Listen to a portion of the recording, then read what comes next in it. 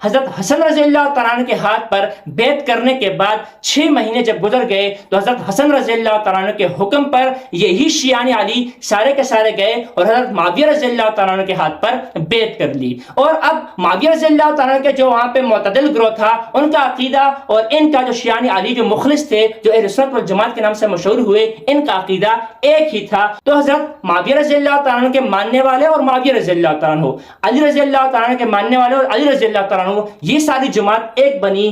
ان کو کتابوں میں لکھا جانے لگا اور ان کو کہا جانے لگا اہل سنت والجماعت. تو گویا کہ یہ سب سے پہلے فرقہ بندی ہوئی اہل سنت والجماعت کی اور خارجی پہلے نکل چکے اور دوسرا گروہ شیعہ کا. اب امت مسلمہ میں 3 فرقے بن چکے تھے، اہل سنت والجماعت، دوسرا گروہ شیعوں کا اور تیسرا گروہ خوارج کا. اور اس میں حدیث کی روح سے اہل سنت والجماعت ہی سب سے ناجی اور بہترین فرقہ تھا جو جنت میں جانے والا تھا.